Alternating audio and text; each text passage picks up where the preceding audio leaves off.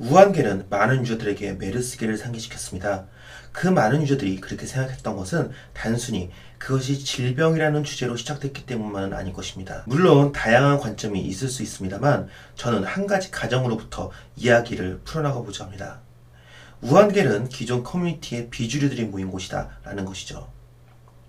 현재 DC 메이저 길들과 메이저 여초 카페의 주도권은 과거 비주류였던 2세대와 3세대가 가지고 있습니다. 노골적으로 말하자면 2010년 전후로 커뮤니티를 접하고 2013년 이후 꾸준하게 DC로 유입된 일베와 여시 메갈, 그리고 그들에게 테라포밍되어 전통성을 부여해온 일부 올드비들 말이죠. 우한계는 그들 내부에 비주류를 이루고 있던 사람들과 이유 유입들을 중심으로 되어 있다는 것이 제 주장입니다. 물론 명확한 증거들 역시 많이 있습니다. 여러 겔에서 이동한 고정 닉네임들이 각각 본진에서 어떤 위치를 차지하고 있었는지, 각 겔에서 우한겔에 대한 홍보가 이루어졌을 때 그들이 어떤 대접을 받았었는지 말이죠. 당장 우한겔에 있는 홍보 지침 등만 봐도 그들이 머무르던 장소에서 비주류 대접을 받았다는 근거는 충분히 많습니다. 우리는 메갈의 시작을 되짚어볼 필요가 있습니다. 메갈의 시작은 DC의 여초겔들이었죠. 여초는 러프하게 두 가지로 나눠볼 수 있습니다. 마이클럽과 네이버 카페 계열의 여초, 그리고 다음 카페와 독립 사이트들을 위주로 한 여초로 말이죠. DC의 여초겔들은 후자와 맞물렸습니다. 그곳에서 충분한 지분을 가지지 못한 비주류들이 남연겔과 해연겔 등지에 머물렀죠. 그들이 주로 하는 것은 주류 여초들 내에서 할 수 없었던 이야기들이었습니다. 특히 주류 여초 내 여론에 대한 이야기들이었죠. 여러 유저들에 대한 적용 말입니다. 여초라는 커다란 틀 안에서 결국 메갈은 여초 비주류 유저들이 모인 곳이라는 겁니다. 우한겔 역시 마찬가지 맥락으로 볼 수 있을 겁니다. 오히려 더 선명합니다. 마이너겔이라는 것의 특성을 따져본다면 말이죠. 이것들은 우한겔러들이 자신들이 원래 속해 있던 장소들에 대해 이야기하는 모습에서도 명확하게 드러납니다. 비주류가 원하는 것은 이렇게 두 가지로 나눠볼 수 있을 겁니다. 자신들이 주류가 되는 것, 혹은 모두가 비주류가 되는 것. 일종의 성향으로 볼 수 있는 후자의 경우에는 큰 의미가 없습니다. 하지만 전자의 경우는 많은 복선들을 만들어내죠. 어려운 이야기가 아닙니다. 커뮤니티 내에서의 질투를 말하는 것입니다. 온라인에서 제약을 하는 같은 텍스트로 존재하는데 왜 나는 저렇게 관심을 받지 못할까? 그들은 보통 이것을 친목 때문이다, 주작 때문이다 등등의 간단한 결론을 내리게 됩니다. 이건 역시 모모가 망한 이유 등의 글에서 근거들을 찾아볼 수 있죠.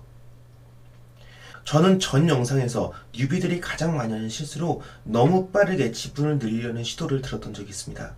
무리수를 두는 거 말이죠. 개인뿐만 아니라 새롭게 태어난 집단 역시 전반적으로 이와 비슷한 성향을 갖는다는 가정은 충분히 생각해 봄직합니다. 우리는 많은 초기 집단에서 비슷한 점들을 목격하곤 하죠. 계속해서 외부의 악을 상정한다든지 자신들만의 비밀을 만들고 공유한다든지 하는 것들, 이 모든 것은 개인들을 뭉치게 하는 도구가 됩니다. 각각의 개인들은 집단을 위한다는 자각 이외에도 집단 내에서 그들 자신의 지분을 올리기 위해 다양한 허수아비와 작은 비밀들을 만들어냅니다. 그리고 그 안에서 주류를 추구하는 개인의 지분에 대한 강한 욕심들, 혹은 모두가 비주류가 되기를 추구하는 유동의 집단에 대한 강도 높은 충성, 이 두 가지 요소는 서로 턴을 넘기면서 자극적인 가짜 정보들에게 사실성을 부여하게 되죠. 너무나도 많은 수가 믿기 때문에 존재하게 되는 무언가처럼요. 그 예 역시 우한겔에서 명확하게 나타납니다. 번외로 이것을 오프라인에 적용해 본다면 우리는 오프에서 긴 수명을 유지하던 집단들의 행동으로부터 사실은 그들이 초기 집단 상태에서 크게 벗어나지 못했다는 것을 눈치챌 수 있을 겁니다. 발전을 못했다는 거죠. 그리고 우한겔에 대한 관찰을 통해 우리는 오프라인의 그 집단들이 어떻게 될 것인지 역시 예측해 볼 수 있습니다. 제가 이번 우한겔과 기존 커뮤의 주류, 비주류 갈등에서 관심 있게 보는 것은 그들이 전에 얘들처럼 빠르게 기존 흐름을 잠식하지 못했다는 것입니다. 왜 같은 초기 집단이었음에도 불구하고 메갈보다 약한가? 라는 질문이 나올 수밖에 없죠. 물론 메갈 때문에 학습 효과가 있었다 라고 쉽게 말할 수도 있습니다. 또는 나이가 어느 정도 있는 정치충들이 대거 유입됐기 때문이라고 추측할 수도 있습니다. 하지만 저는 이것이 근본적으로 앞선 세대의 수와 관련이 있다고 생각합니다. 소수 의견은 묵살되기 쉽기 때문에 유저의 숫자라는 것은 자정 능력과 직결되죠. 일베와 여시부터 메갈까지 주류, 비주류의 수를 직관적으로 한번 되짚어 봅시다. 일베와 여시가 생긴 2010년을 전후해서는 주류였던 1, 2세대와 이후 유입된 비주류 3세대의 수는 당연히 많은 차이가 있었죠.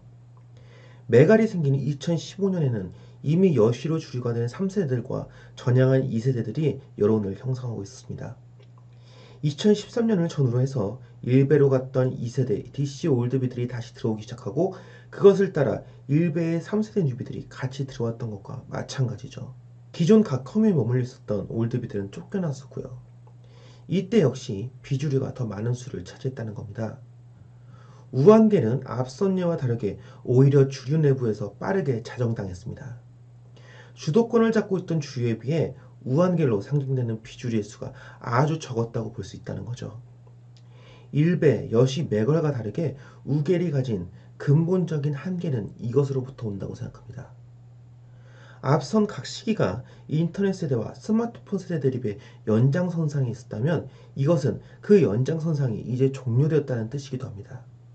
지금 우리가 보는 우한계의 주요 구성원들은 4세대일 가능성이 있다는 것이죠.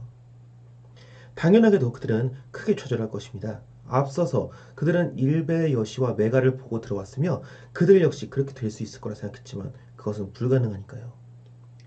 그렇다면 이들 중 주류가 되고자 하는 의지를 가진 유저들이 다음 순서로 택할 것은 단 하나로 보입니다.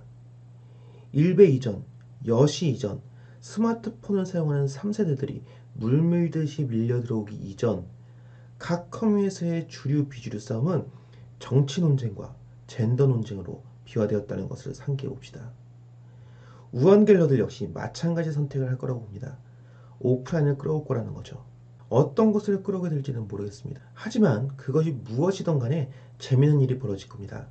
기존 주류 세력과 같은 관점을 가지고 있었던 그들에게 급작스러운 이념적, 정치적 전향이 이루어질 것이라는 걸 뜻하기 때문입니다. 그러나 숫자 자체가 주류를 압도할 수 없기 때문에 전과 같이 앞선 세대가 일방적으로 밀리는 구도가 아닌 팽팽한 구도가 이루어질 거라고 생각합니다. 온라인 내의 환경은 한동안 1, 2, 4세대 그리고 변절한 2세대와 3세대의 대립으로 이루어질 것이라고 말이죠. 4세대의 특징을 다시 한번 생각해 봅시다. 1세대, 2세대, 3세대는 기기 특성으로 분류할 수 있습니다. 그리고 온라인, 오프라인의 인식에 따라서도 분류할 수 있습니다. 오프라인을 온라인보다 우선으로 두었던 1세대, 오프라인을 온라인보다 조금 더 낮게 두었던 2세대, 오프라인과 온라인을 동등하게 두었던 3세대, 그리고 우리가 지금 마주하는 것으로 여겨지는 4세대는 온라인을 오프라인보다 중요시 여기는 첫 세대입니다. 그리고 제가 분석할 수 있는 마지막 세대이기도 하죠. 저는 다음 영상들을 통해 본 영상의 내용들을 좀 더 자세하게 들여다보고자 합니다.